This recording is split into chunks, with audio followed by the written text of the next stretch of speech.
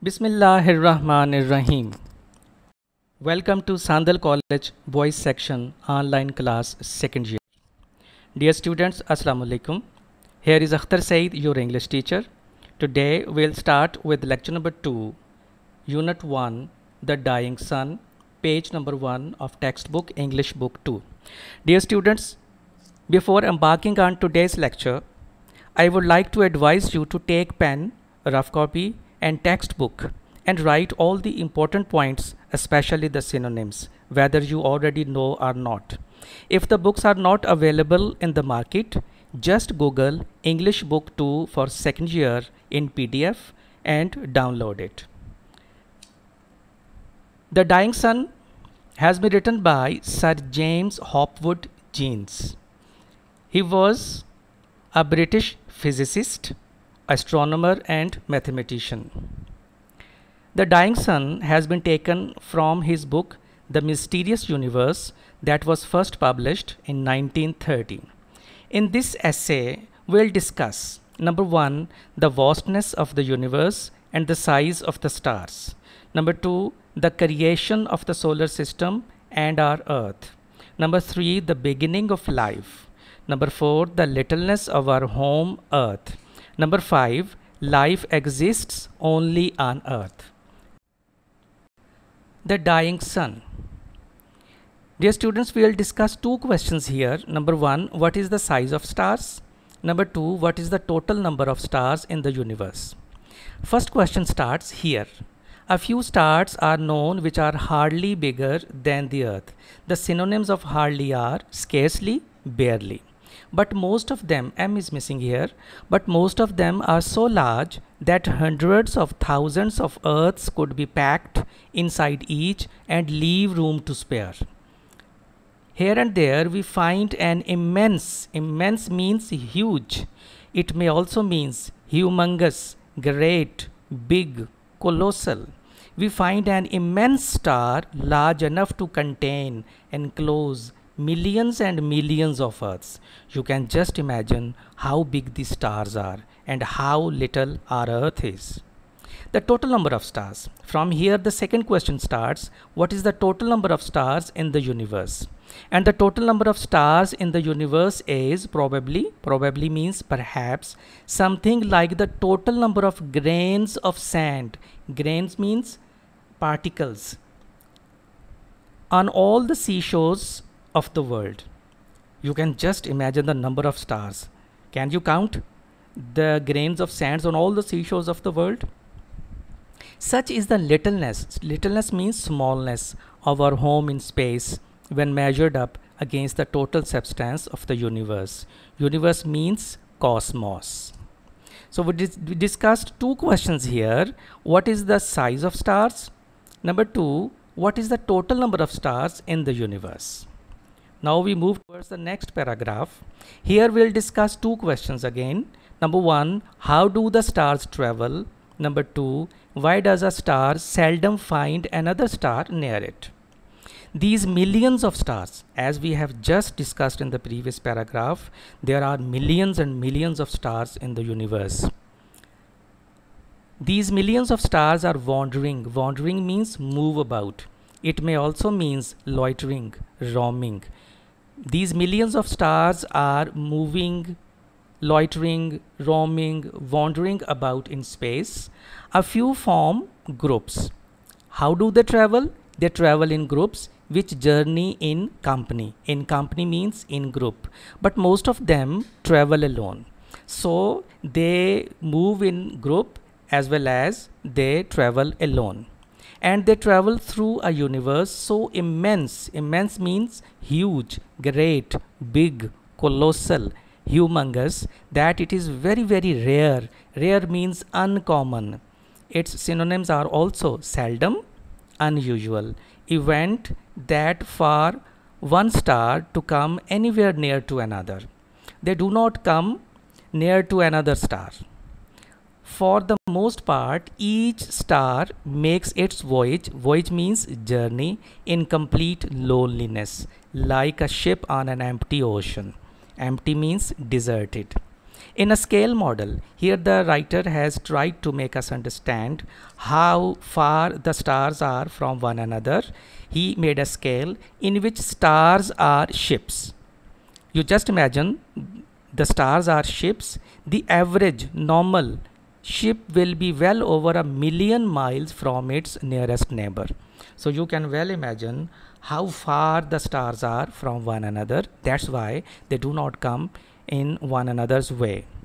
From this, it is easy to understand why a star seldom means hardly, finds another star anywhere near it. So we discussed two questions. How do they travel? We discussed here. Why does a star seldom find another star near it? We discussed here. Why? Because they are far away from one another.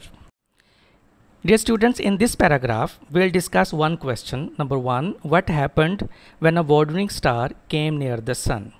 We believe, however, that some 2000 million years ago, this rare event took place. O is missing here. Took place means happened, occurred, and that another star wandering blindly means carelessly, it may also means rashly, through space, happened to come near the sun. Just as the sun and moon raise means build, it may also means produce, create, tides, flow, waves on the earth. As you know, sun and the moon raise tides on the earth. So this second star must have raised tides on the surface of the sun. As the sun and the moon raise tides on the earth, the writer actually wants to say that the second star might have raised tides on the surface of the sun, but they would be very different from the little tides which the small mass of moon raises in our oceans. An immense means huge, humongous, great tidal wave must have traveled over the surface of the sun, at last forming means making a mountain so high that we can hardly imagine it. Imagine means think. Actually, this second star, when came near the sun, it raised tides on the surface of the sun, and the surface of the sun raised like a mountain, like a big mountain that we can hardly imagine. In this paragraph, we'll discuss only one question, but very important.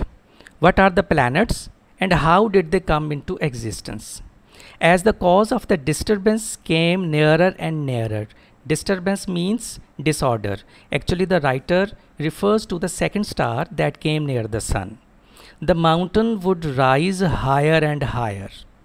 And before the second star began to move away again, this line is very important. Before the second star began to move away again, its tidal pull had become so powerful that this mountain was torn. Torn means split, broken. The mountain which the tidal power raised on the surface of the sun and created a huge mountain on the surface of the sun, that broke into pieces and threw off small parts of itself into space. These small pieces have been going around the sun ever since. Those small pieces of mountain that was raised on the surface of the sun, and it was broken, and then it began to revolve around the sun. They are the planets. Those pieces are called planets, great and small, of which our Earth is one.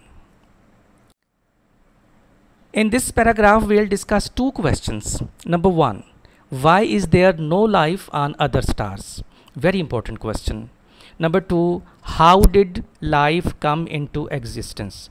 Both the questions are very important according to the examination point of view.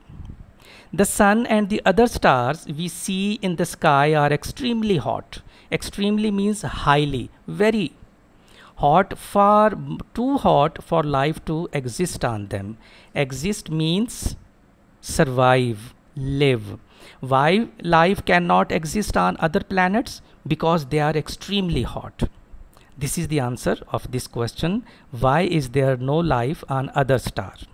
So also, no doubt, were the pieces of the sun when they were first thrown off.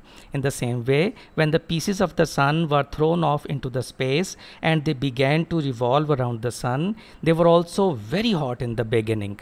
Gradually, slowly, they became cooler. Gradually, they became cooler when they get away from the sun. Until now, they have very little heat of their own. Own means individual left.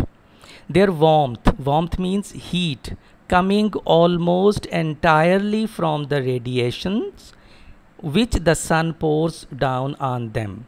Pours down, throws down. In course of time, one of these cooling pieces gave birth to life. Gave birth means produced, generated. In the beginning, all the pieces were very hot, rather extremely hot, but gradually they came cooler, and in this way, on one of the cooling pieces, life came into being. In this paragraph, we'll discuss only one question. Write a note on the beginning of life. But I tell you, this is again one of the most important questions of this lesson, as well as from the examination point of view. We do not know how, when, or why this happened. According to Sir James Jeans, we do not know how, when, and why this happened. It started in simple organisms. Organisms means body. It may also means living things. According to Sir James Jeans, life started in simple organisms whose living power means source of life, consisted means comprised, contained, chiefly in their being able to reproduce themselves. Reproduce, regenerated. Actually, the writer wants to say life started in simple organisms. Their life was very short. They reproduced themselves.